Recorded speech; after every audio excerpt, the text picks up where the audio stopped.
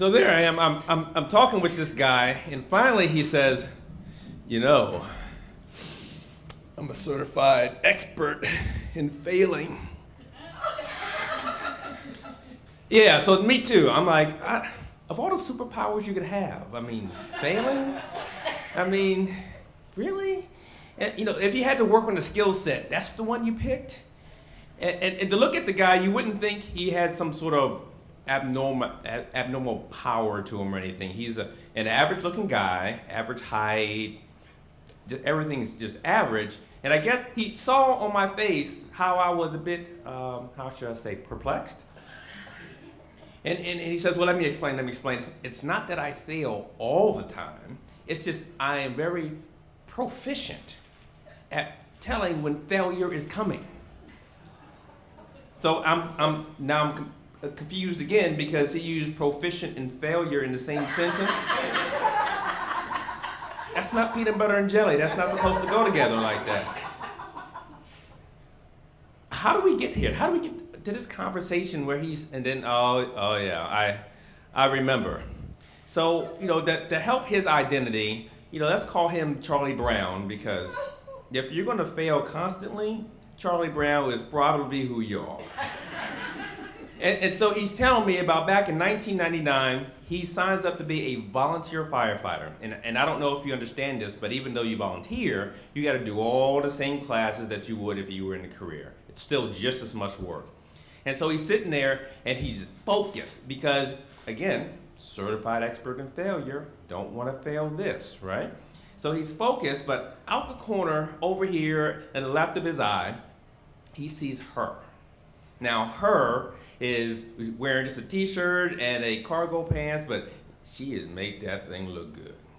You can't call her attractive. You really have to call her a bad mamma jamma, because when you make something like that look good, that's something. Ow. But he's focused. He said, I don't have time for this. I got to make sure that I get this right. And so he gets through class, and so he goes to the next part where there's the medical training. And there she is again.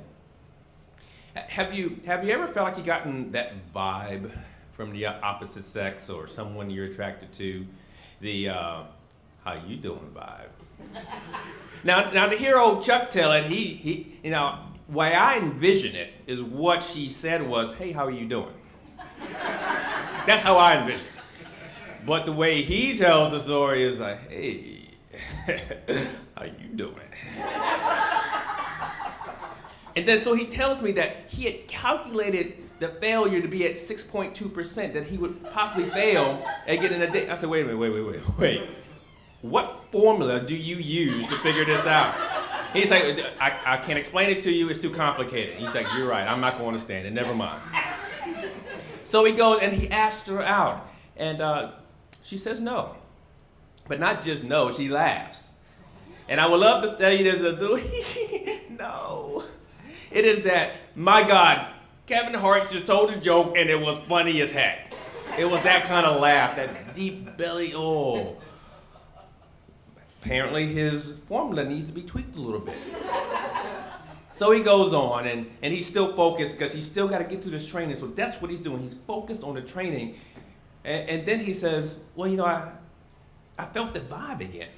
I said, don't do it. And he said, but I felt it again. And now I think my chances are somewhere around 20.2. Dude, really? Look, how are you figuring this out? He said, look, have you ever heard of a guy named Ted Williams? What are you talking about? He's a baseball player, and he had like a batting average of like 40.1 or something like that, 40.6, the best in the league. Okay, well, where are we going with this? Well, if my failure rate is only at 20.2, my success rate is at 78.8, therefore my rate is higher than his. I've got to be an awesome player because I'm better than the best player baseball has ever brought around. You know what, you do your logic.